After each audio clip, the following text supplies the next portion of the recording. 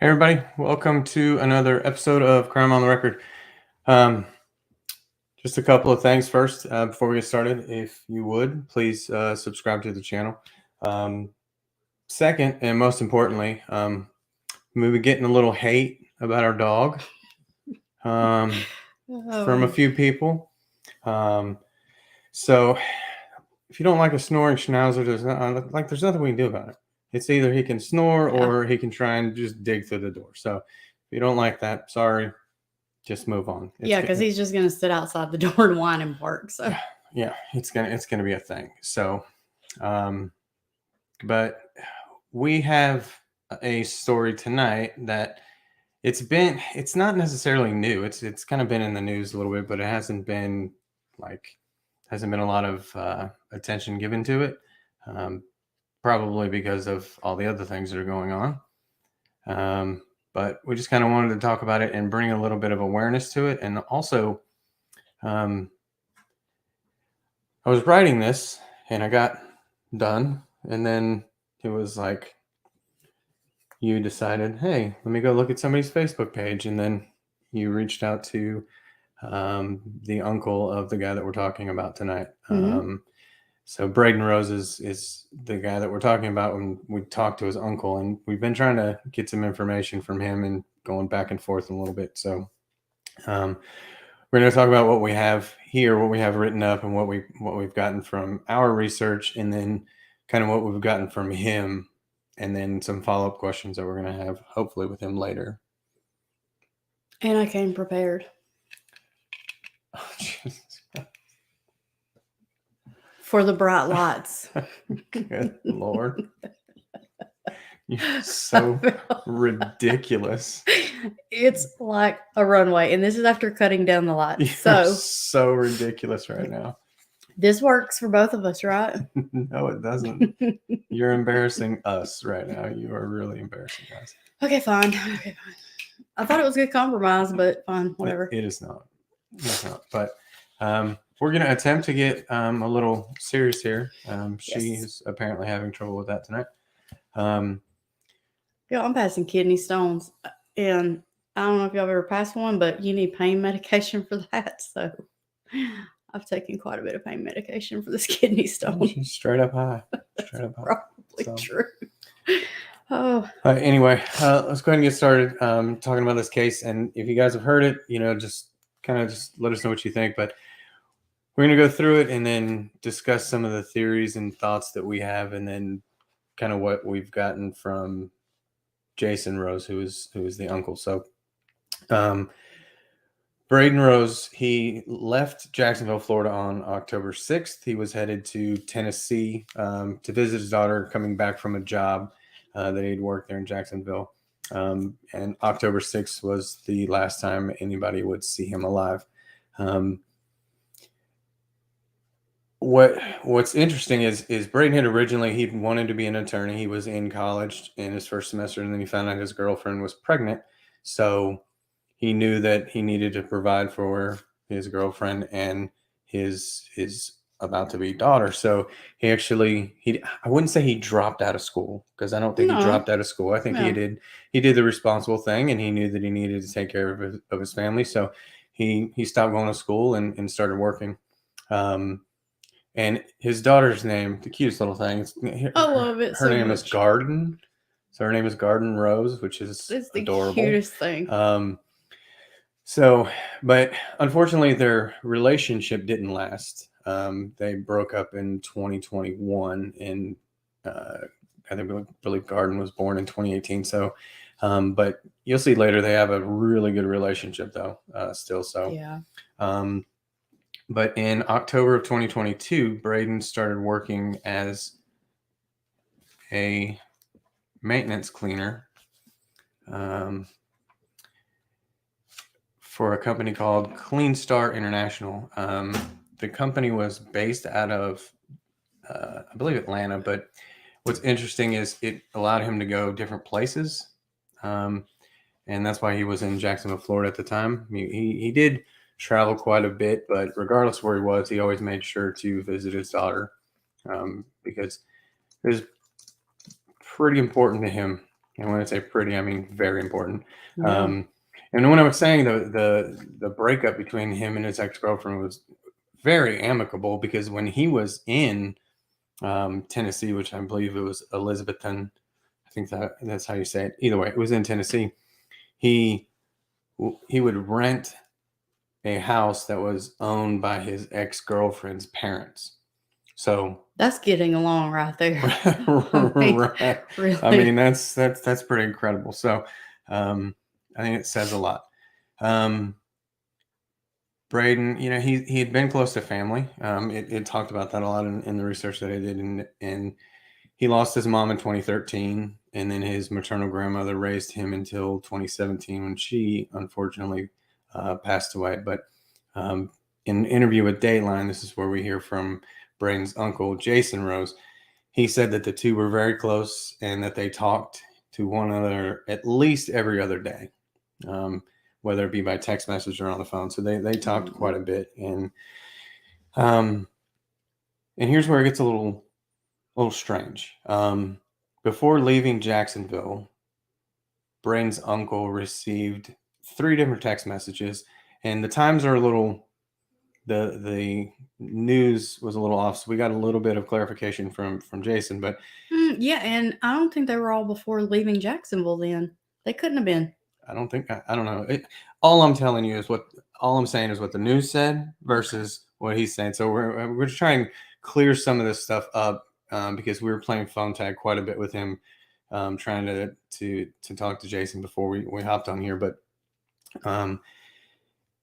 either way, the first text message he received was at 10:22 on October 6th, and it was Braedan saying he needed $20 to get home. And it said a few minutes later, he received another one that said he was never going back to Florida, which I don't know if I can blame him. I mean, I'm from Florida. I don't know why people go to start with other than Disney. I don't really blame him there, but he got that one. And then it was a little while later, and the news didn't really indicate when it was, but from what we understand in talking to Jason, the text was sent around 11:33, and what it said was, the same car has been following me. And he also said that he was scared. I don't know exactly how he wrote that, but Jason said that he indicated he was scared and said the same car has been following me or is still following me. Yeah. Because my thought was, to say it's still following you means that, as in like it had been before. So that was one of the questions I had for Jason. Unfortunately, we didn't connect with him. Yeah. I'm sure as soon as we end this, as soon as we click in live, the phone start ringing. Yeah. But if it does, we'll just do a follow-up, make sure. But so after that text, from what the news is saying, he tried to call Jason several times, but Jason couldn't pick up because he was working. I don't know what he does, but he wasn't able to pick up. But that was the last time anybody had ever heard from him. In an interview with Dateline, Jason had said that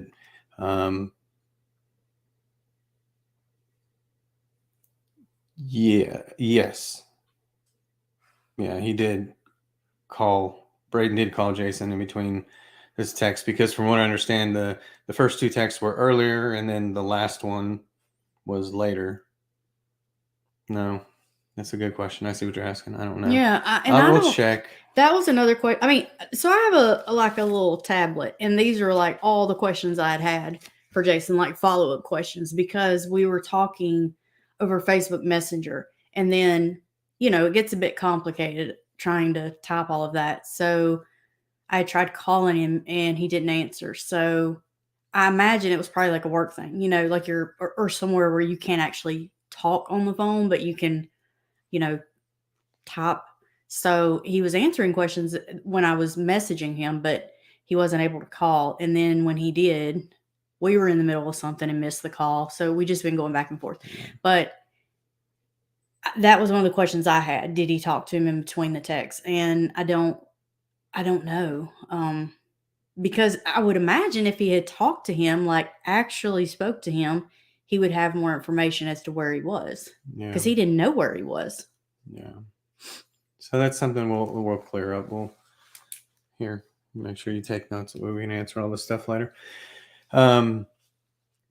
So they on October 14th. So it was October 6th. He was traveling back from Jacksonville to Tennessee, and nobody heard from him. And then on the 14th, Jason had called one of Braedan's sisters to kind of talk to her and to file a missing persons report. But before they did, his Braden's ex-girlfriend had actually filed a missing persons report that day. So I think that just also indicates another example of the relationship that they had with one another. Just because, I mean, if my ex-wife went missing, I wouldn't tell anybody. No. I mean, I'm just going to be honest. I'd be like, cool, she's gone. Same thing with my ex. I wouldn't even. So, I'd be like, "Ooh, thank the Lord." And the reason she was alarmed is because he didn't pick his daughter up from school, and that's what caused his ex-girlfriend to really be concerned, because that wasn't something that he did. Yeah. So they found it, and up to this point in the story, Braedan nor his car had been located. So up to this point, with the interview with Dateline, Jason didn't know anything was going on. Yeah, and I think there was some confusion too, because Jason said he had pinged his phone and found it. Like the ping said that it was off a dock near some water, and he was completely confused because it was like he shouldn't be anywhere near that area. But when he spoke to the police, they told him he had the ping wrong. However, they would not tell him where they pinged the phone. So yeah, there's not a lot of love lost between Jason and law enforcement. It does not seem to be. Because there's just not a lot of information that seems like it's going back and forth. And that's just based on what we've seen on his Facebook. Yeah. He's been pretty vocal about it. But so this is important. Just to recap, October 6th is the last time anybody had seen anything from Jason. Missing persons From report. Braedan. Oh, Braedan, sorry. God, I'm getting his name mixed up because of me. So October 6th. You narcissist. What the hell's it got to do with you? It's my name. I can't help it. You know, I mean, don't interrupt me. Sorry. Thank you. So Jason was notified on November 16th that Braden's car had been located in an impound lot in Walterboro, South Carolina. November 16th. That's a long time. Yeah, I think he said, 41 days is what he said. 41 days. This car is sitting in a lot. And it's not like they filed a missing persons report on November 14th and then, oh, hey, they found it a couple of days. No, they filed it on the 14th of October, and it was over a month later before they told him where it was. So they went, and they just told him that it was found. And here's the thing. It was towed from Ruffin Street in US 21 in Ruffin, South Carolina at 8:00 at night on October 6th. So the day he went missing is the day that they found the car and the day that they towed the car. But nobody knew that he was a missing person. Yeah, I guess they wouldn't have known yet because it wasn't reported. On the 14th. So that makes sense. Yeah. So, and I'm trying, because like I said, I wrote this and then we got a little bit. Well, I know you were talking about Ruffin's only 3 hours from Jacksonville, but I was confused about the timeline. So Ruffin is 3 hours north of Jacksonville up Interstate 95. Except you have to go about 15 miles west of 95 to get to Ruffin. So I'm not sure why he was there. It's not because if you're traveling, at least if you're like me, if I was going from Jacksonville to somewhere in Tennessee, I'm not stopping anywhere. And you don't try to stop at all. Right. I don't. Like I have to threaten to pee on the seats just to get you to stop. I mean, we stop for gas, and then that's when we eat. We do everything else. So I'm not going to go, almost 15 miles to the east to do whatever. And that is a long way. It really is. Yeah. And that's where his car was found. especially if one of those texts was about gas money. Yeah. Like if you're already running low on gas, you're not going to be like, hey, let me go 15 damn miles out of the way Yeah. with the little bit of gas I got. That doesn't make sense. Yeah, but we'll discuss that in what we have as potential theories in just a bit. Sorry, I got off the timeline. No, you're fine. You're fine. But my question is, how far from Jacksonville is Ruffin? 3 hours, right? Mm-hmm. So do we know what time he left Jacksonville? We don't, do we? No, that's one of the questions we need to find out, because that is important, because we don't. That's one of the questions we've been trying to figure out, because I couldn't find it anywhere. Oh yeah, it's literally a question. Yeah. Okay. My bad. Because that's important. Like, did he leave at 8:00 and his last text was at 11:30? That would make sense. Yeah. Timeline wise. Or did he leave at 7:00 in the morning? That wouldn't make any. So it's just, I don't know what time he left. So it is one of the questions that we're trying to get an answer to on that. Yeah. But after being notified that Braedan's car had been located, Jason actually made the trip to Ruffin, South Carolina from North Carolina, where he was at, and went to the spot where they said that they found his car. And these are Jason's words, not mine, but he said that when he got to the location where Braedan's car was towed from, as soon as he opened the door, he said he could instantly smell death. And that smell actually led him to Braedan's body. 50 feet away. Oh, because we had 25, but he said it was 50 Yeah. feet. So in on the news it said 25 feet, but Jason told us that it was 50 feet away. Regardless, 50 feet's not that far though. no. And I am gonna show you guys something real quick. So just gonna be patient with me real quick, because I do want you guys to see just exactly where we're talking here. So where is it? So I can't find, but so this is where his car was located, is right here. And then his body was located inside this thicket right here. Yeah. Which looks to be what is, well, no, because where's the damn pole?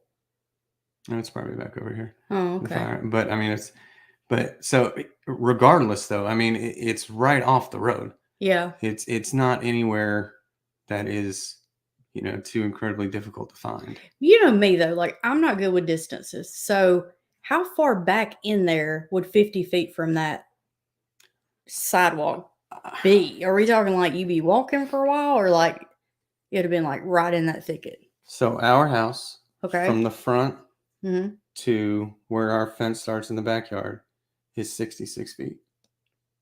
Really? Yeah. That is not far at all. So holy crap, that's really close. It's right around in this area here where his, it's hard to tell, but it's somewhere in this area, because the post office is 21,972, and Jason told us it was 22,903. So it would have been in this area. And Ruffin is extremely small. Like, we're talking 2,500 people population. And this is the post office. This is one of the main areas in town. So I find it very difficult to believe that nobody over the course of 41 days had any idea that this was here. Yeah. What is that, a house to the right? Yeah. So you got a house right there who's coming out of that driveway every day. Yeah. Or, presumably daily, weekly, whatever. And then you got the post office across the street and nobody smelled anything? Yeah. That doesn't make any sense at I all mean, to me. There's businesses, there's houses here and all. So you got people probably coming up through there, taking that left turn to pull into their house. I mean, you got a convenience center here. Yeah. I mean, it's not in the middle of nowhere. Yeah. Like we're talking like it's. However, can you back out of that a little bit? Like zoom out? Where's 95 in relation to that? It's going to be way over here. It's over right here. So here's Interstate 95. Presumably had to go through all these little back roads to get to Ruffin? He probably went this way. Okay. Because this is Ruffin Road here. So he probably got there wherever the exit is. So this exit here is probably where he got off at, and then Well, made somebody his had way. said on one of the pages they speculated that he had stopped at Walmart for something. So, okay, say he got off there Mhm. in that area, off that Yeah. exit. Where the hell was he going? Here. That's a okay.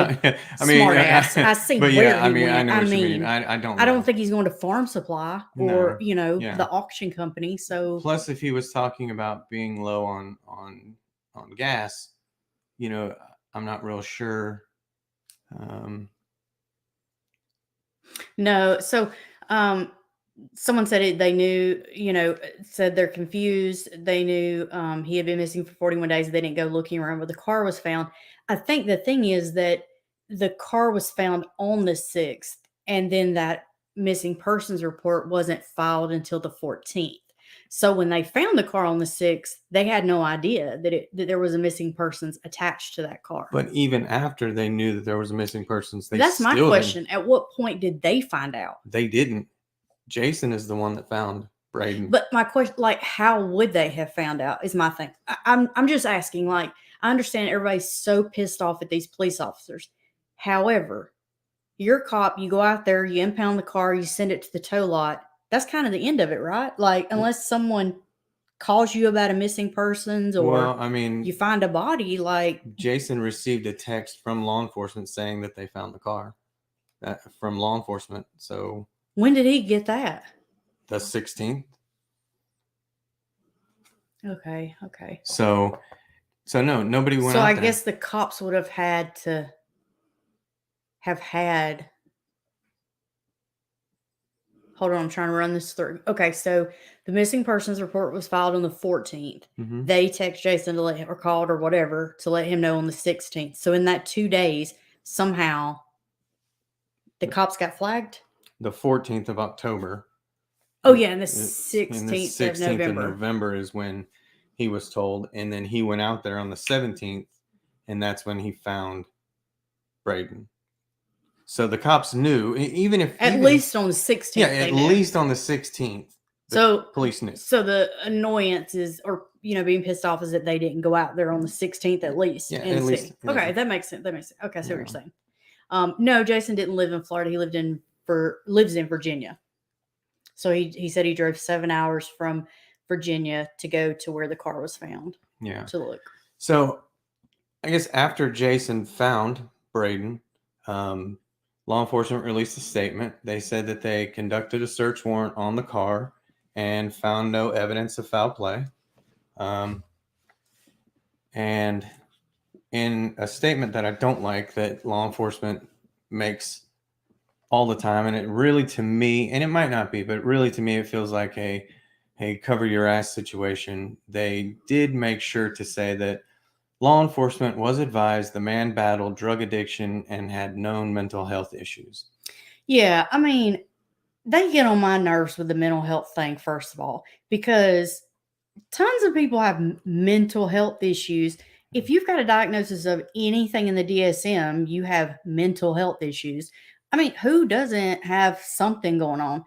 I feel like I could point at any person in a Walmart or a mall or anywhere that you people watch and find something in the DSM that they would qualify for. Yeah. Based on the criteria. So and before you go any further, can you let everybody know what a DSM is? Oh, sorry. So this is the big ass book that we go by, to come up with diagnosis. So it's the Diagnostic Statistical Manual. Yeah. Because some people may not know you're a therapist. Sorry. So. Well, I'm trying not to say it as much because I know it's become a drinking game because I'm so bad about being like, because I'm a therapist. So, and I don't mean it like that, but I try to say that, preface it with that, so people know I'm not just giving a crazy opinion. And I actually have a degree in that, but then I've said it so much, it sounds like I'm being a jackass. So, yeah. But yeah, so the mental health thing annoys me, but also when they talk about a history of drug addiction, he's getting up and going to work every day in all these different places. He hasn't had any kind of DWIs or, you know what I mean? Like he hasn't had any wrecks. So where's his big drug addiction coming in? Well, and you got to think the mother of his daughter is still, he's picking her up from school. Yeah. He's You staying. ain't picking my damn kid up from school right? if you got drug You problems. know, he's renting a house from, you know, her parents. Like if he's got drug addiction issues, So to that's me, not that tells happening. me that's a history long ago, or where are they getting their intel? Yeah, yeah, and regardless, like I don't know, and we'll talk about this in a minute, because I mean that's basically the story that we know of from the news and the other internet research we did. I definitely want to talk to Jason and get some more of his insight, because you know he's going to know more than what we're reading. And if you have any other questions you want us to ask him, just put them in the comments, because I don't have any problem once we get in touch with him asking him, and he has no problem talking. Mm-hmm. It's just between all the stuff we were trying to do, and I guess him being at work or wherever it was that he was at tonight, we couldn't seem to connect. But I did kind of go through some theories and some thoughts, and I wanted to kind of just talk with you guys about them and see what you thought and see what you think. Jason does have his theory, and we'll share that in a minute. But let's pretend like we haven't talked to him yet. First, like I said, Ruffin, South Carolina is very small. It's a population of 2,500. When you have something that small, it's kind of hard to compare crime rate with bigger cities. But you have like a 6% chance of being a victim of violent crime, and a 26% chance of being a victim of property crime. What is it here? Like, not here, but like Birmingham when we were doing it. What was the percentage? Just do you remember? I don't remember. Bad. I know. I know. But I was just trying to think, like, I wonder what the crime rate is. So in when I say violent crime, most of it is assault. 0.05 is what per 0.05 per thousand is what the murder rate is in Ruffin. I believe in Birmingham it's 26 for every 100,000 people, which sounds not as bad, but it's a whole lot worse. Yeah. Because of, so you have a better chance of getting, dead there. Well, here where we're close to living. So the chances of being murdered are very low in this city, but let's just go through some things here. So if we start with murder being what happened to him, like we're saying, Ruffin is about 15 miles east of Interstate 95. So if this is murder, then what would the motive be? Yeah. So my first thought is, could it have been road rage, and he got off on this exit on 995, trying to find like a police department or somewhere he could go to, to get this guy out, to leave him alone or whatever, and he just ended up getting off in one of the smallest cities in the world. Doesn't make sense to me. Yeah. Especially based on where they found his car and where they found him. We do know the texts between Braedan and Jason, but of course they haven't subpoenaed the phone records because they don't believe it's a crime. So I don't know if there was any 911 calls made or anything like that. But if it is murder and it's not anything to do with road rage, I mean, pretty sure it's safe to rule out any, murder for hire plot.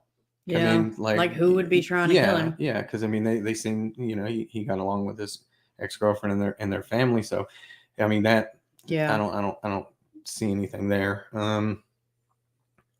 Or was he at the gas station because he did need money for gas? Yeah. And for whatever reason, he ran into the wrong person. But then, if that were the case, how did he get back up to that place with his body there? Like, right. you know? Yeah. And I mean, like, who robs and murders a guy that's asking you for money? Yeah, right. Can I get some money, man? You like, you got a few dollars? Yeah. No, give me your wallet. Yeah, It right. doesn't Like, make any kind of logical you sense. can have it. I mean, there's nothing in it, but you can, so Right? murder doesn't make any sense when it in that instance. Um, is suicide? I don't I don't know. It doesn't make any sense to me. The autopsy report has come back. Haven't seen it. Don't know anything that it says, but toxicology is still waiting on that to come back.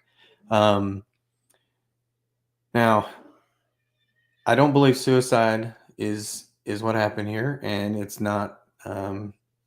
You know, not because of my bias towards a small town law enforcement, but the lack of murders in the area, and let's be honest, zero effort to look for this guy. Yeah. I mean, granted, yes, at the time it was just a car on the side of the road in what appears to be the busy section of this city. So yeah, they need to get the car out of there, whatever. Okay, I could see that. But once they knew there was, you know, a missing person, and they notified family that the car was located there, and they didn't go out to look at it, is that just lazy police work? They just didn't want to murder in that area. Trying to get the pen to work. Sorry. So Yeah, and my thing too is like, if he wasn't like taken to that location, then more than likely his car was found there because he ran out of gas there. It's the most logical thing. So I just don't see like going along and being like, oh, la la la la la, you know what? I ran out of gas. I think it's just time to be done with life. yeah, Like, yeah, you know what I mean? yeah. Like, I don't feel like that would be the time I'd be like, you know what? I'm out. yeah. But I could see suicide being the ruling so that the investigation is over with. And I know that there have been other cases where people don't agree with suicide being the justification, because I mean, why would he do it there? Yeah. Regardless of whether he's going to Tennessee or he's going back to North Carolina where he's from, it's a 5-hour drive. So it doesn't make sense for that to be the location. Yeah, I mean, where would he have even been going? He's like, Yeah. I'm going to drive 15 miles until I run out of gas. Yeah. And then just wherever I end up, I'm done. I'm out. It just doesn't make sense. And I mean, the fact that, in the fact that not picking his girl up from school is the reason why his ex-girlfriend filed a missing persons report kind of tells you that, he had something to live for. So I don't see suicide as a possibility. I can see it as being what's ruled in this town. But also too, like, if he thought he were going to do that, you think he would have made other plans for his daughter. Like, who's going to leave their little girl at school waiting on a ride? Yeah.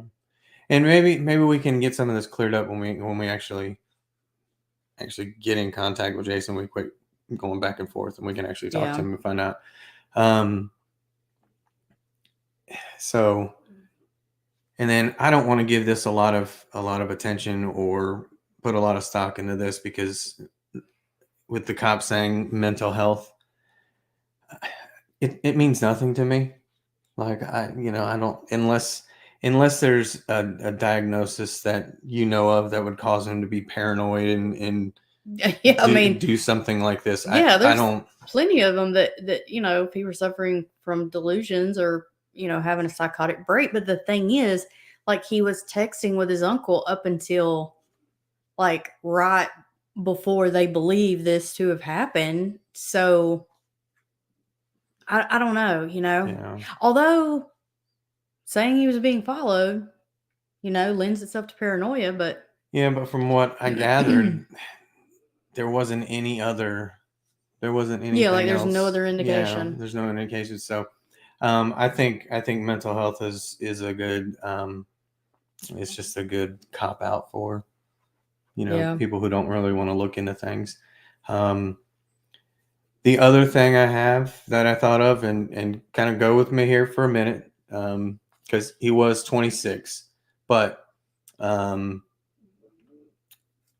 what if he was traveling down the road and he had some kind of, say, cardiac event, and he, he started like maybe felt like he was having a heart attack or something, so he just jumped off the next exit, and he was looking for, a hospital, a doctor, anything, a fire station, anything that could have helped him at the time.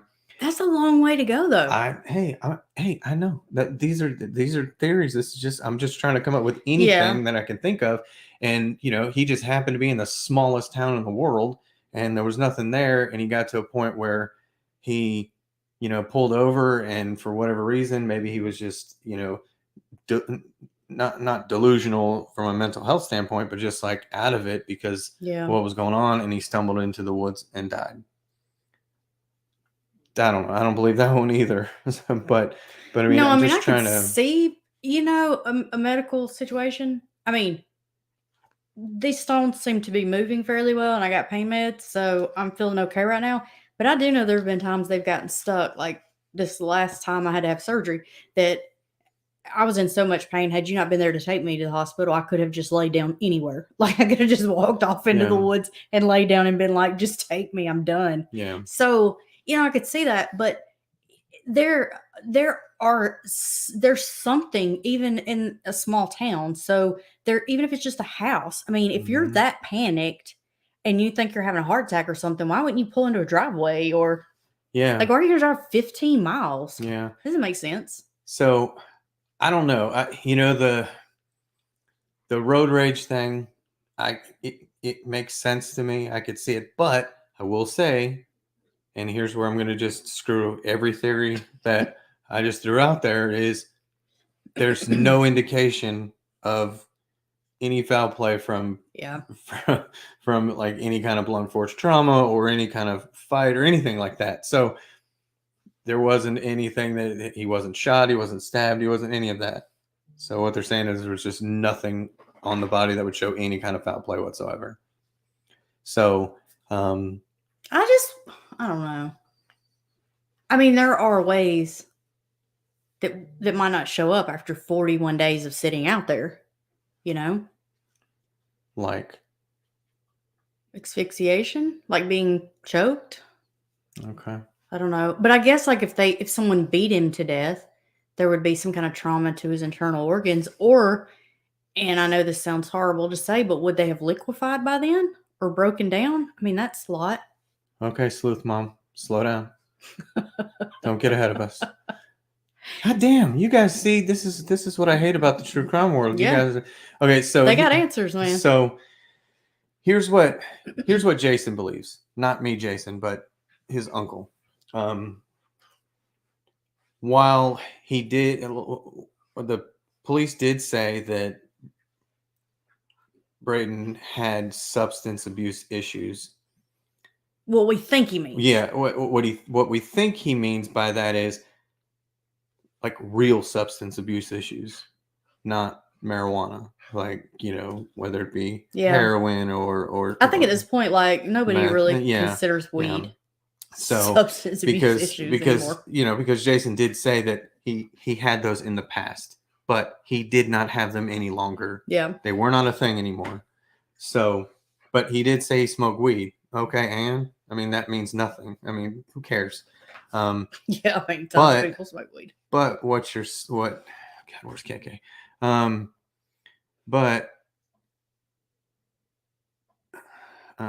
Sorry, I'm just getting really stupid ass comments that people put in here. I do it, but I don't have access to a mouse or anything to run this. There you go. There's the mouse.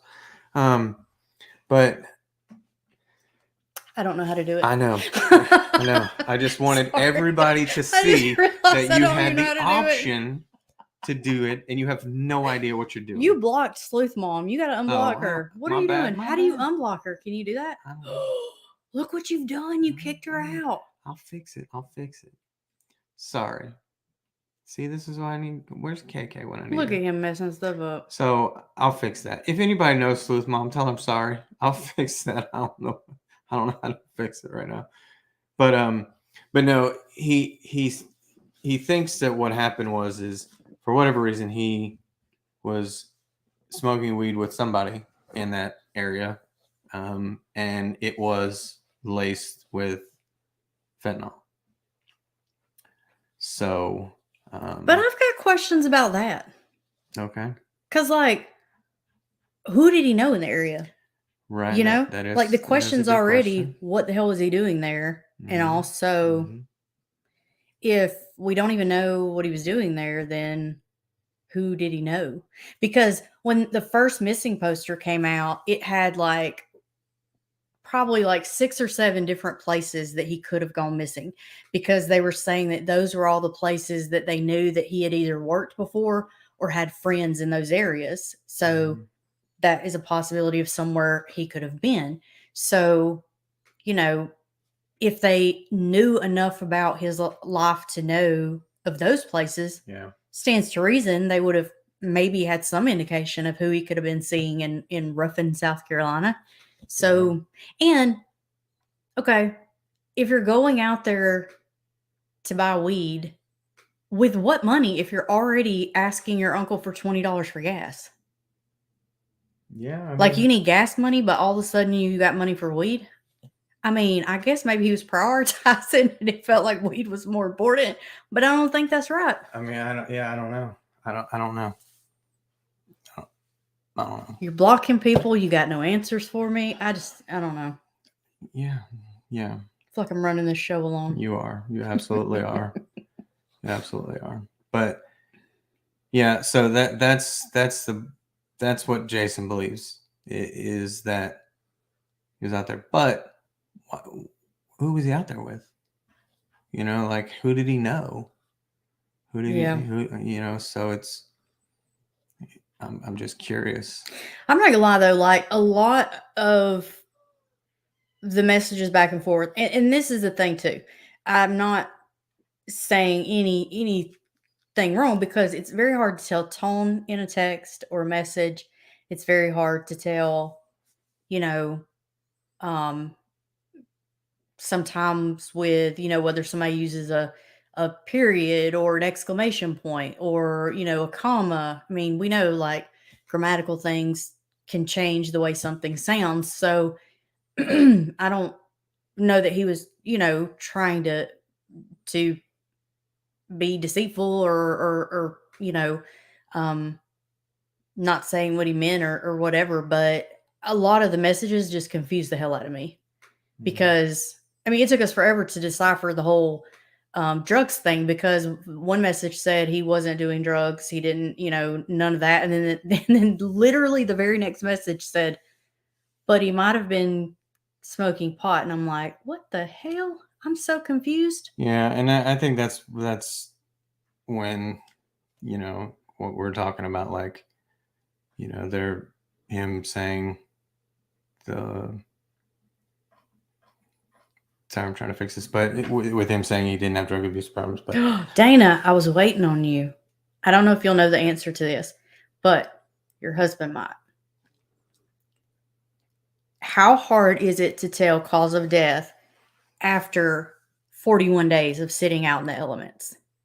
Any idea? Because, obviously a gunshot you'd see, stabbing, if a knife hit the bone, you would see indications of that. But are there other ways that someone could be murdered without being able to find any indication of it? Oh, weed is illegal in South Carolina. So it would be illegal.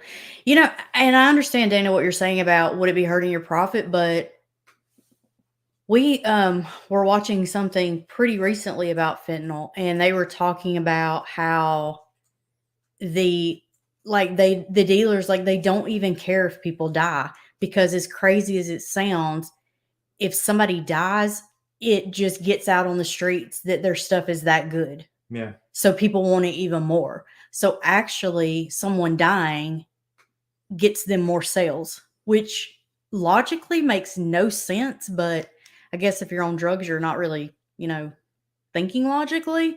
So yeah, and I don't know.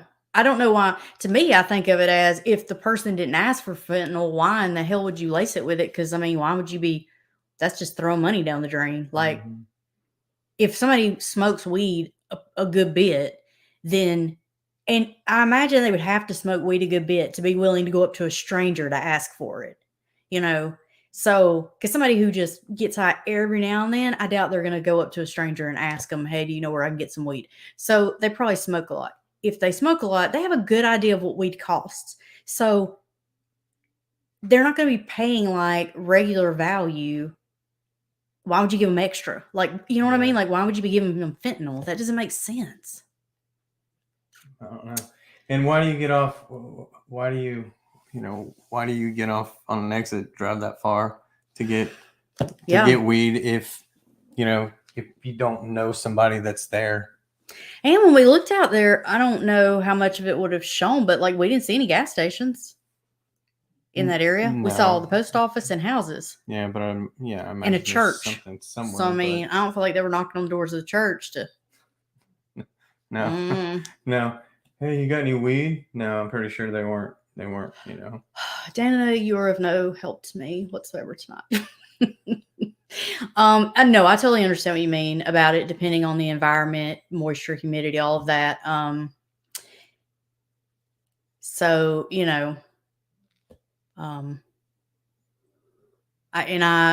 we were talking about that. I just didn't get a chance before we jumped on here to look up like exactly what the weather conditions were there. It's October, so you'd think cold, but it's warm here, still in the South. So yeah, it's but not 100 degrees.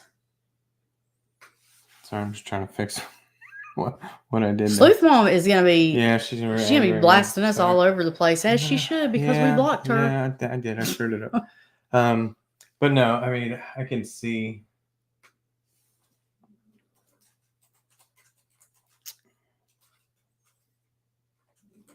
Oh, Andrew, I see what you're saying. So Andrew said weed isn't a drug, and lacing a non-addictive drug with an addictive drug would make them come back faster. You have taught me something there that I had not thought about, so that's smart. That does make sense. I mean, weed's not addictive, so if you actually put something addictive in it, that would make them come back. But fentanyl, I mean, I know like it's all over the place now, but it's still harder to get than other things. You think they would lace it with something easier to get or cheaper. Yeah, she's still blocked because we can't figure out how to unblock. Does anybody know how to unblock? That's what I'm working on. Because usually we have KK moderating, and she doesn't block people that aren't supposed to be blocked. So, so in the 70s, is what the temperature still is in South Carolina. And golly, so it's pretty warm. But still, I guess we wouldn't know humidity or rain, any of that. I do know I looked up just in general terms, and it did talk about like around like, a month is when the body could start to liquefy. So, I imagine that there are some ways that he could have possibly passed that don't show. But even like a beating that would kill you, I would imagine would have broken bones or, cause some kind of trauma to organs. I mean, even after organs have started to break down, you could still see like purple in the tissues and stuff, to my knowledge, that would show. I mean, I'm not a pathologist, so I don't know for sure, but I mean, I'm pretty sure you'd be able to see the bruising. You think something would still be there? Yeah, apparently, Andrew, you are just going to now be our resident expert on all things to do with drugs. Oh. That sounds... I thought liquefying sounded bad. That sounds even worse, Dana. Ugh. Okay. Go to customize channel. I see what it says. Okay, I'm trying to help, but all right. You just keep handling that, and I'll fix what I did over here. Okay. This is I'm handling it by giving you the information you need to unblock her. So let me see if there's other questions I have. So one question I have for him is, when they found the car, did it have gas in it? Mm-hmm. Because we don't know that he ran out of gas. We know that he said he was low on gas and he asked for $20, but we don't know that his car ran out of gas. I mean, I guess he could have stopped there. We showed a picture earlier, Desiree. Can you? I don't know how to pull that up real quick. If you want to share it again. What picture? Was he in a wooded area to show Yeah. again the kind of thicket that he was found?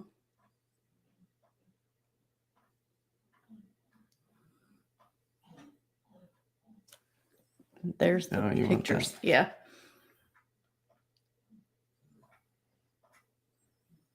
So this is where his car was parked. And then this is where he was actually found. Is inside right here. And these are the pictures that we got from Jason. And as you can see, they can't see my finger. So if you just do the cursor right there, that looks to be a building. So it's not a lot of woods, like it's not dense woods. It's and I mean, like, just a little thicket to the side of the road. And not to be, I mean, of course we're talking true crime here, so but I mean, like, if you've ever been on the side of the road and there's an armadillo or something that's decomposing, like that is a horrible smell. So I can't imagine anybody would be in this area and there's a human decomposing and they wouldn't just automatically like wonder what in the world is that. So, and I know it had like brush and stuff there on that, but in some of the pictures I saw, it looked to be like a semblance of a sidewalk there too. So people may have even been walking on that side of the street, not just the side that the post office is on. Yeah. No, he wasn't in the car. He was in that little thicket of woods or brush, however you want to say it.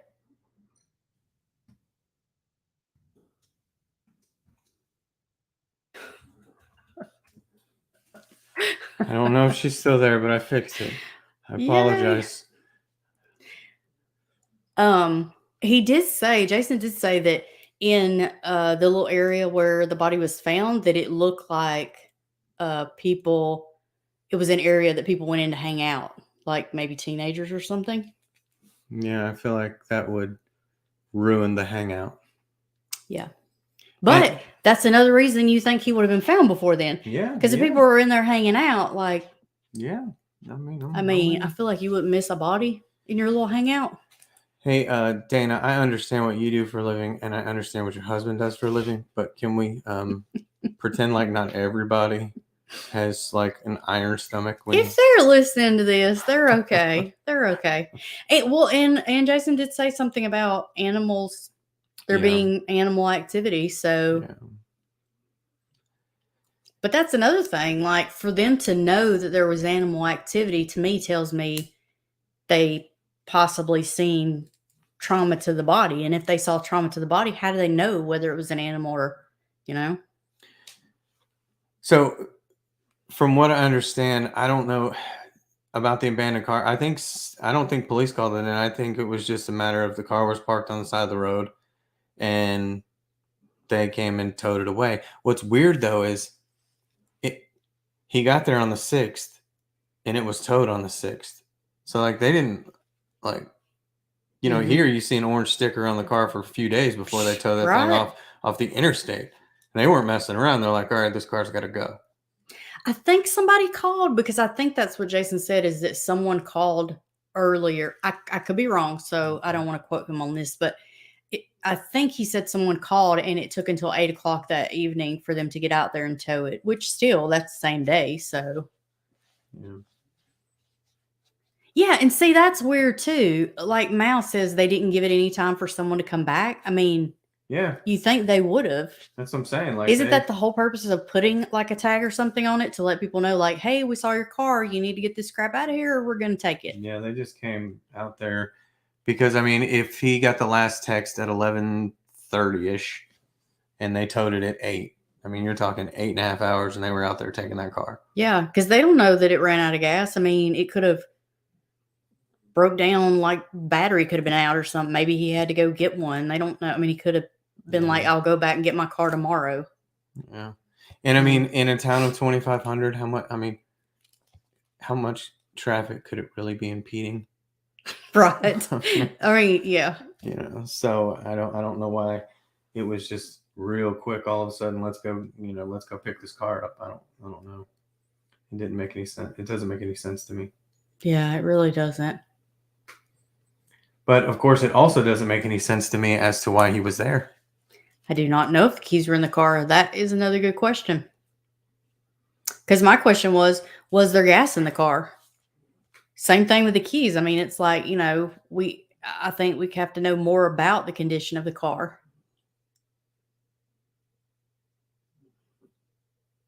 How is she still blocked? She's not. We don't show she's blocked anymore. I mean, I straight up screwed it up, though. I'm not gonna lie. These are all good questions, Mal. I'm writing them all down so we can ask him, because these are the things that they didn't say, because, the police have pretty much acted as if there's no foul play, and they think, well, I don't know what the hell they think, because one of the articles I read acted as if they thought it was suicide.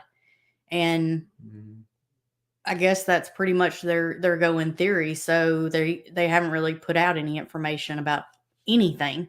It's like they didn't check anything. They just were like, well, suicide, write it up. Are you kidding me? I went and got another pen that doesn't work. Oh, there we go. Okay. Sorry, I'm making sure I got these questions down because I'm going to ask him all this stuff.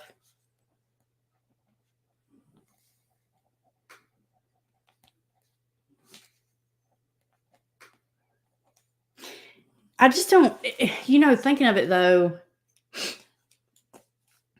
Yeah, why didn't they look up the license plate? And, but they might have. They might have looked up the license plate, but they wouldn't have shown him as a missing person. No, they wouldn't have shown him as a missing person, but that's probably, well, I don't know. But is that how they figured out that it was maybe, attached to somebody who was missing, was when they ran the registration? Maybe. Or the license plate? But I know there's a site you can go to, and I can't think of it off the top of my head, but I'm not a cop, so they should know it. There's a site that you can go to that you can put in the information and find where your car was towed to. So why didn't the cops try to do that? Why did nobody do that when they got the missing persons report? Why didn't they say, hey, let's go see if his car's been towed from somewhere? I don't. Now you got to remember, he was reported missing in North Carolina. And North Carolina was, it was North Carolina who was doing it. So I don't know how easy it is to go across state lines to look for that sort of thing. It's one of those things where you think it should be easy, but nothing ever is. I will look that case up in Florida that you put on there, Mal.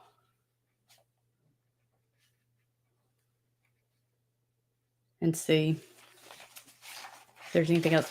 It's amazing to me too that, I don't know. At first I was thinking it's amazing to me that there's not been more coverage, but if they don't think there was foul play, I guess that's why. But that still was a whole month that he was gone, and there was no coverage hardly. I mean, I went and tried to find anything because, obviously Twitter, Reddit, all of that. I know you're not citing your sources, Twitter or Reddit. However, a lot of times you can glean information from there that you can then go look up and find, whether or not it's true. And I went and searched for this on Twitter, and there were like 2 posts. 2 posts. I mean, when we have a story, we post 2 times in the same hour sometimes. I mean, 2 posts the entire time. And then Reddit, there was like 1 link to a YouTube thing done on it. Yeah, but let's think about like the what's been going on in the last month and a half from a true crime standpoint between Idaho and Quentin and Debbie's case. I mean, something like this is, I don't want to say, but something like this is just a missing person. This is something like this can get very lost very quickly in the news cycle, and people are focused on a lot of other things, which is kind of why I wanted to talk about this, because it's, we could sit here and try and pretend there's things to talk about in Idaho, but there's not. There's nothing to talk about. Yeah, we don't not know right anything. now. And regardless of, and here's my thing, regardless of why he was there, what he was doing, like if it wasn't straight murder, it doesn't matter to me if he did know somebody in Ruffin and he met them, he met up with them to smoke weed. He still deserves justice for whatever happened to him, because you don't just, like, even if he was smoking weed that was laced with something and he died, somebody drug him into those woods. Yeah. And that person needs to be held accountable, regardless of what the person did. Regardless of what Braedan was doing out there, it doesn't matter. Like, he still deserves justice for what happened to him. Because, I mean, yeah, people do stupid shit all the time. Like I say, if you do criminal stuff, criminal things happen to you. But that doesn't mean... Imagine if we were all judged on our worst day. Yeah.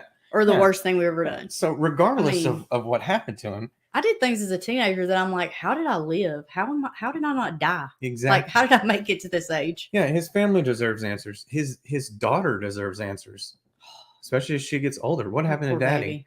Baby. And they do. They deserve answers. Real answers, like actual answers, because she does not deserve to think her dad was some, drug addict who didn't care about her enough to come and get her. He'd rather get high in the woods, because that's the way people will spin that. Mm-hmm. And it's horrible. I mean, even when people die by suicide, there's such a stigma with it that people act as if, oh, he didn't care about his daughter. He didn't even think about her when he took his life. If he did take his life, he was in horrible pain. That's the only reason people do that. They're not thinking about other people. They don't have the capacity to think about other people. Mm-hmm. But, knowing that's what happened, if it is what happened, will help them, craft an explanation for when she does start asking these hard questions. Yeah. Because I'm sure she was wondering where he was when he didn't pick her up from school. Oh my God, that poor baby. I can't even. Yeah. But another thing I just thought of, if this is that small a town and there's a fentanyl problem, they'd know, wouldn't they?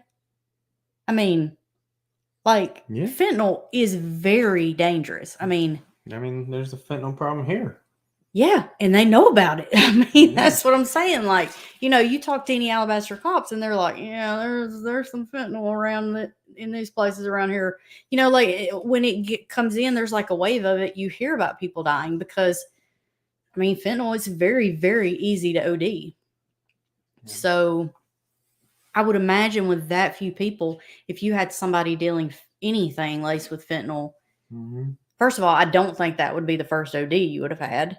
And I feel like that as you had them, you would have heard something about it. It just seems odd to me. Yeah. Talking about other cases though. Oh, and hold on, just so everybody knows, I went through the process and actually made Sleuth Mom a moderator. So she must just be angry at me now, thinking I blocked her. So if anybody knows her, just holler at her, because she should be good now. No, I totally screwed that up, so that's my bad. Yeah, we just clicked the wrong box. Yeah. So, but okay. So talking about other cases, you saying that we haven't talked about Idaho again because nothing else new has come out. We also I've been trying to follow the Shanquilla Robinson. Shanquilla. I'm not sure how exactly. Shanquilla Robinson. But the thing is that I had it all written up, and then they put out the arrest warrant. So it's like, at that point, I told him, I was like, well, we don't want to do a thing on it now because I want to wait and see if she gets arrested or whatever. And then kidney stones hit, so we haven't been on in a couple days. So I need to go back and get like an update on that. But that's another case I think is pretty important right now to look at because we don't know exactly what happened. And if you're not familiar with it, she went to Cabo in Mexico with some friends, and within 24 hours was dead. Yeah. And the friends immediately got on a flight and came home and left her there. And it really has the feel like they thought if they were in another country and they committed murder, they could just come back to the US and it was all good. That's the vibe that I was getting from listening to some of those videos. And it's like, no, you're gonna go to a Mexican prison. Enjoy. Mm-hmm. Hope you have fun there. And if you Google her name at all, you will see too that there justice for Sleuth. Oh my god, I'm sorry, that was too funny. But if you Google her name, you'll see that there has been one video that has come out, and it shows a girl. I mean, they say fighting, but I think a better way of putting that is attacking, because she didn't fight back. She wasn't fighting back at all, and this girl was just beating on her. And you could. The saddest thing is that someone's videoing this. Like, I don't understand who we are as a society that somebody's beating the hell out of somebody else, and we're like, you know what, let's video. Well, and not to mention, like you're documenting your crime, like that's Exhibit A in your murder trial. So I don't know why you would say that. Like, they're videoing it, and then you can hear a guy saying, "At least hit back," and he even says, "Will you at least hit back?" And she's like, "No." And her dad said she was not a fighter. Which I'm not gonna lie, I try to stay calm, but if you hit me, I'm fighting back. So she really had to have been a calm person to have not fought back, or terrified of what would happen if she did fight back. So it is concerning to me that she didn't fight back at all. And then and again, I haven't checked in a couple of days. So if there's been an update, please let me know. But the last I heard is that there is rumor of there being a second video of one of the other girls hitting her. But a lot of people say her dad has seen the second video. I have not seen it. I have not seen where it's been released anywhere. So, but yes, Rhonda, they did steal a lot of her money. They say that she paid for the villa that they stayed at. And then they also stole thousands of dollars from her after she was dead. Oh, Sleuth Mom's back. Yeah. And Desiree, I didn't want to skip it. I saw your comment, and the PD found your brother. Oh, I'm sorry, I missed that. Then you checked for foul play, and they said no. Like they already knew what happened. That is horrible. Yeah, it is. It's so sad though, because my dad was a police officer when I was younger, and my first husband, sack of shit that he was a police officer. And so I do realize on a personal level how hard their job can be. But there are a lot of bad ones out there. I think it's one of those jobs that you either do because you really, really have like a passion for helping people, or you have like little man syndrome and it makes you feel big to carry a badge. And when you get those kind of guys, I think they do, make crappy decisions and treat people like crap. Instead of seeing people as victims, they're like, whatever, I guess some dopehead OD'd, whatever. Like, they don't even care. Well, they get jaded, and I'm sure they get this idea that it's all, it's always that's always what it is.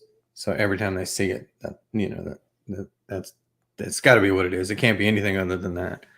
And that's when it's time to, maybe find a new profession.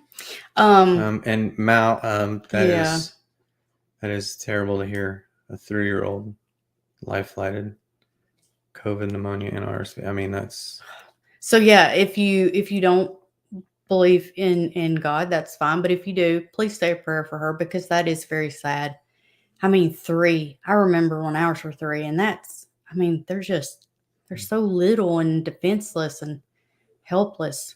I mean, I remember when Cam was almost 3 and he cut his foot, and it just. Oh my God! I remember just rocking him and just being like brokenhearted that he was crying. So I can't imagine having your 3-year-old life flighted. That is.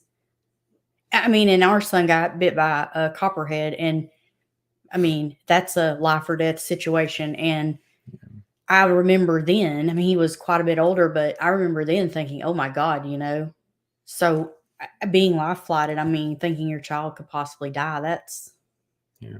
that's a feeling no parent should have to And, face. and there's nothing worse than your 7-year-old saying, "Mom, I don't want to die." Oh my God, I know. Oh, Yeah. that's gonna make me cry. But yeah, so especially with a 3-year-old. And I got a 2-year-old in the hospital. Why you say something like that? You know, it's gonna make me cry. And a 4-year-old at home. Yeah. Man, that's rough. That's horrible. But yeah, Mhm. we will definitely say a prayer for them. Mhm. Rhonda, you are correct. They say it was her male best friend filming. And we're talking about Shanquilla. So what's I think we wild can to just me? say that there was a male filming. I don't know Yeah. if we can say best friend. Yeah. Because what kind of friend is that? Like, What kind of human is that? yeah, right. Right. I mean, that's 35-cent justice. I think, just you're guilty. Just come on. It's Just come on out back. We'll go ahead and handle this. We don't need we got enough of you running around. We don't need any more of you. well, and the thing too is they say that, so I had a discussion with somebody. We've had many discussions on this subject, and they talked about they feel like that it's probably going to be ruled that the injuries are from CPR. And I agree with them that Mexican authorities could very easily just let this go by ruling it that. But she had basically a severed spinal cord. Like, what CPR? I mean, I'm not gonna lie, in high school when we took health, I remember the lady just being like, "You're done. You've broken the dummy's neck. Like we're out. He's dead. You've killed him." And you did that when we were getting ready to adopt. Mm-hmm. Yep. When you go through all those classes. But it was still not real. You killed that dummy too. I did. Yeah, I'm not. Trust me, you do not want to quit breathing around me because my CPR skills, like they certified me. I don't know why, but you do not want to stop breathing around me because I'll probably hurt you. But still, like genuinely, actually breaking somebody's neck. What are the odds? Come on, I mean, the worst you do is break some ribs. Yeah, and I mean, and Dana, if you're still on here, shouldn't there be like there should be a great amount of force when you're doing CPR? I mean, because if you're just kind of just half-assing it, you're not really doing anything.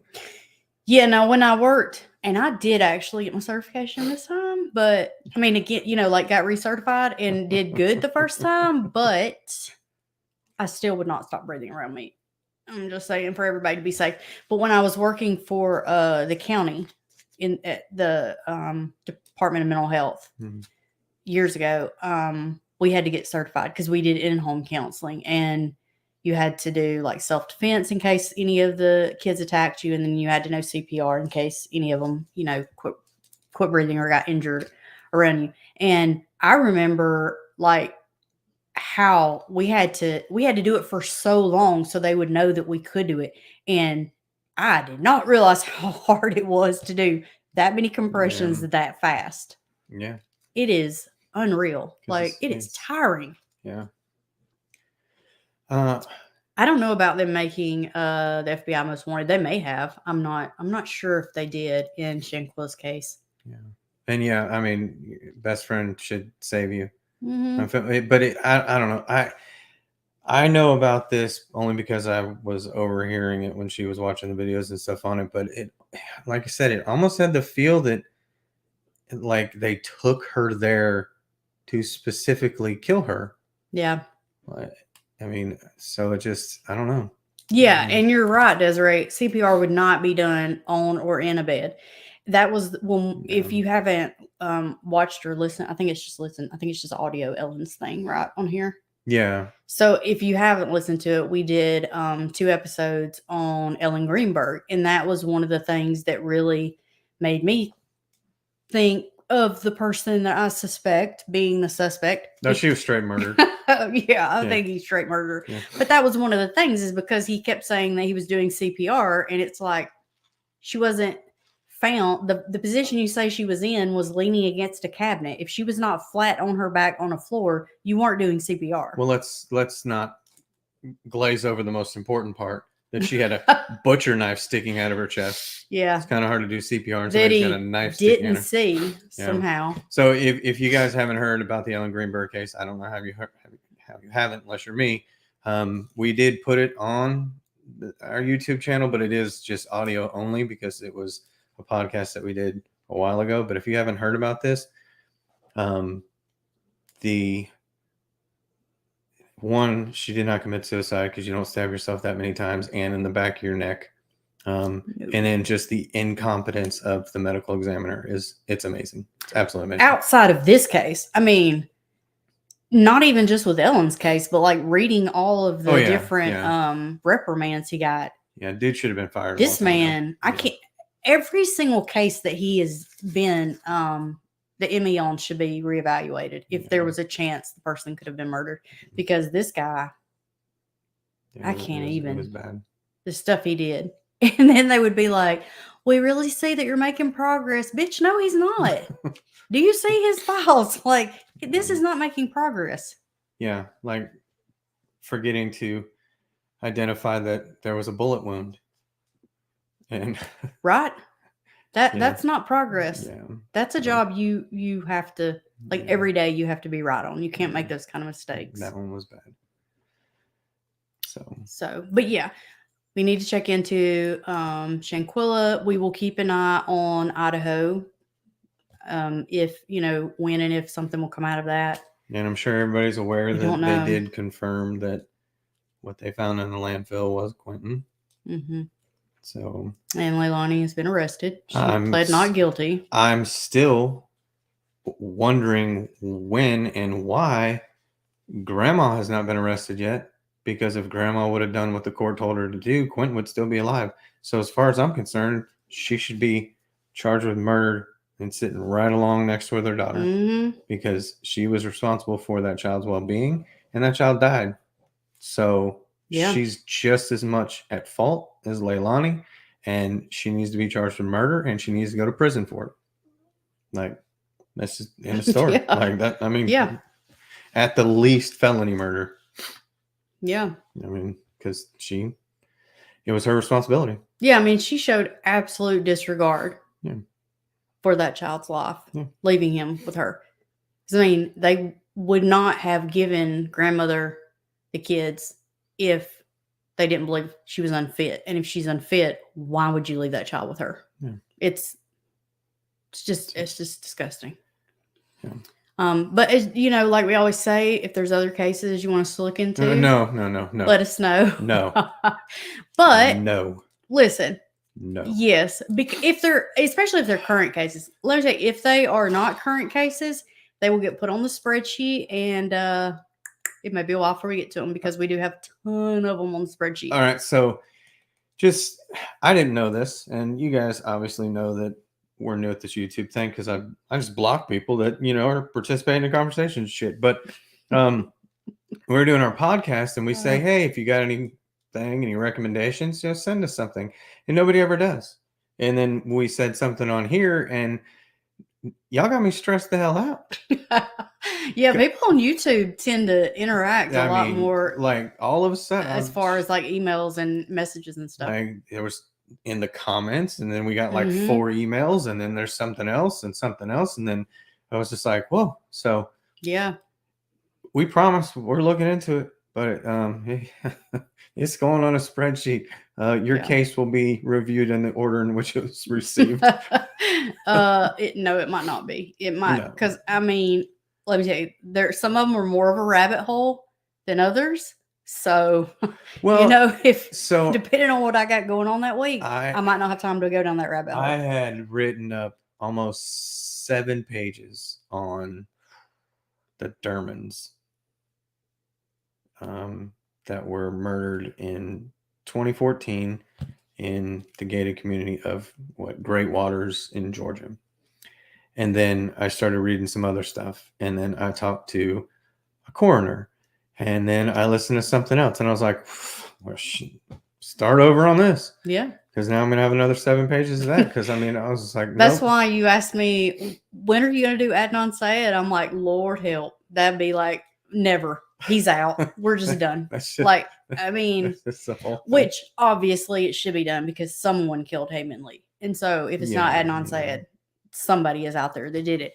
But I mean, good Lord, there is so much to cover. And I looked into, because I was like, once I got to page 7 on the Dermans, I was like, I gotta take a break on that. And then I looked at the Levi Frady, and I was like, okay, it seemed pretty cut and dry. And then you found something that the GBI put out, and I was like, well, shit, there goes that. Yeah, I was like, whoa, my God, GBI's got a different timeline. I mean, it was just out of control. So yeah. I mean, now I'm just like, I'm just doing shit that's current. That way I don't have to worry about anybody else that's already done it. Plus, if you do something on here and you make the smallest mistakes, I'm not saying you guys that are listening, because you guys, you'll be nice about it, but they're dicks, man. They're like, what are you looking at this? And I'm like, why didn't you fucking look into this? How about that? Yeah, because there was one. So like, he's listening to, I tell him, I'm like, well, maybe if you're looking at a case, go and listen to some other podcasts that have been done on it if it's an older case, because that'll help give you a good jump start on what to search for. And so he did that, and he listened to like True Crime Garage. And then we talked to somebody, and he's like, wait, he's like, we're going to get jumped all over though, because people love True Crime Garage. But when we talk to someone who has an inside scoop on this, they disagreed with all of that they said. He's like, people are going to be all over us. But the thing is, like, it is what it is. Yeah, well, and they did it a while ago. I love True Crime Garage. Yeah, no, and they did it a while ago. They did it a while ago. Yeah. And yeah, I do have a little bit of inside information on that one, because I was able to talk to the coroner a little bit about some stuff, and there's some things that law enforcement believes that I don't think is true, and I do have some theories on that, but that got really long, and so yeah, so there's always going to be people that disagree. But somebody did ask a while ago what you thought about Lizzie Borden, and since we went to the house, what do you think happened? I mean, I'm with, the conversation we had with the lady at the house, that they were all in on it. I could honestly see that. I mean, I really could. Yeah, she killed the stepmom for sure. Yeah. But, like the woman that did the tour was saying that she did not believe that Lizzie could have killed her dad. And I could see that, because she did genuinely seem to love him and care for him. And, I mean, you're talking a hatchet or an axe, or, or everybody believes like a hatchet. So, like, you're having to swing a hatchet into your father's face. That's hard to do. Yeah, and psychologically, that's very hard. And wasn't it the uncle? It was the uncle, right? Mm-hmm. Who he usually walked home from work, but on this day he took the trolley, and like he was able to tell police everybody's name, everybody's like the numbers of all the people that worked on the trolleys. Like, he had all this information memorized, so he could like anybody provide, knows like, any of he that. had everything. And the whole thing was and this is the other thing that was interesting, is the way that the order in which they were killed, because he, meaning Lizzie's father, was starting to give property away to his wife, so she was giving it away to like her daughter or her aunts or whatever, and so they had to make sure that the stepmother was killed first, because when she was killed, everything went to the father. Mm-hmm. And then when the father was killed, everything went to Lizzie and her cousin. Yeah, because they were saying that had the dad died first everything would have then went to her. And if she To the was, stepmother, yeah, to yeah. the stepmother. And if the stepmother was already giving away all of this stuff to her family, it stands to reason. And that's completely out in the cold. But if they could show that she died 1st, then everything would have gone to him, which means his next of kin then got everything. And I will tell you that I could see the cousin killing the father because the shit they put her through, like the living conditions that she had, like she had to live like up in Yeah. the attic. She had like no ventilation. She didn't have any kind of like heat during the winter. I mean, it was pretty bad, the stuff that she Yeah, had and to like live we went through. up there and like Lizzie's room was fairly big, Yeah, nice. yeah. And then you go in that room and it's like, I was like, what the hell? Yeah, yeah. It was This the tiny attic. little It was room. the attic. I can't imagine how cold it was in Massachusetts in the winter Yeah. with I mean, there was no fireplace, there's nothing in there. Nothing. But so yeah, so Lizzie killed her stepmother for sure. And then the uncle or whatever and the cousin I think took care Mm-hmm. of old Papa Bear. And I think, the sister, I don't think that she actually participated in it, but I think that she covered up for her. And I think that she knew exactly what had happened because I think it was like the day after, a couple days after or something, she saw Lizzie ripping up the dress and throwing it into the stove to burn it up. And Yeah. she didn't say anything to anyone. So, Yeah, and who was it? They got like a $4 a week allowance or whatever.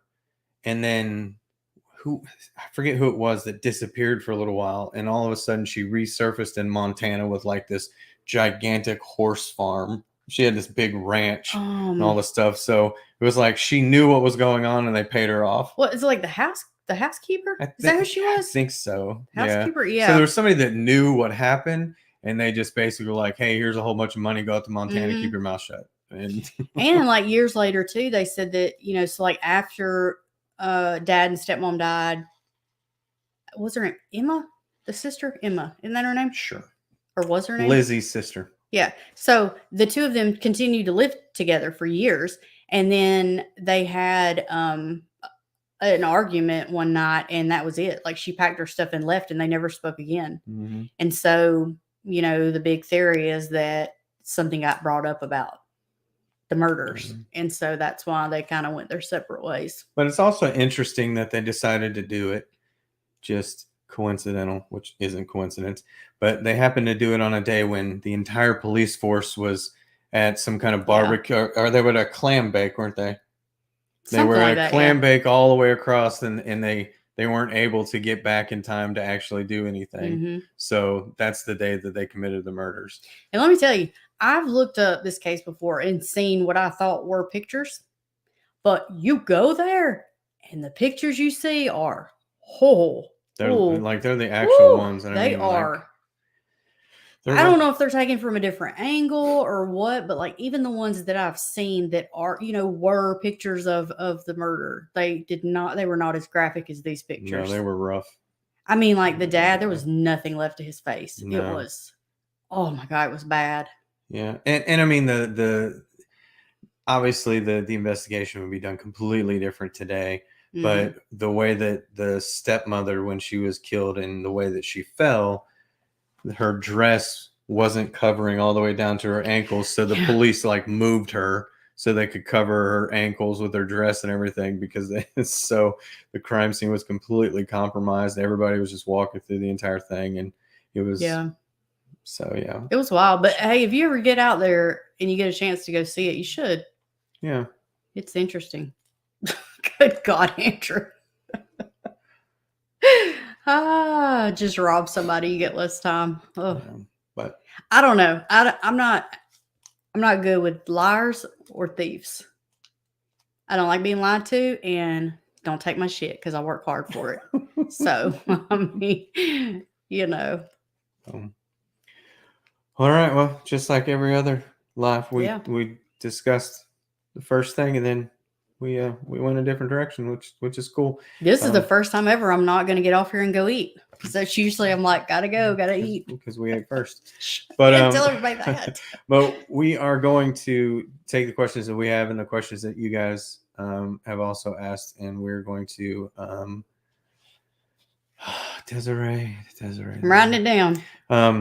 And we're gonna see if we can get with Jason and try and get some more answers on what's going on, because like I said, regardless of what happened and what the circumstances were, Braedan didn't put himself in those woods. Somebody put him there. So there needs to be answers. Somebody needs to be held responsible for what they did. Yeah. So we're gonna stay on this and try and get some answers, because he deserves it. Do you know who Christopher whatever that is? It sounds familiar. The last name sounds very familiar, but off the top of my head right now, no. But I wrote it down, so I'm gonna go pull it up. So see. All right. Well, thanks for sticking around, guys. We'll talk to you real soon. Yep.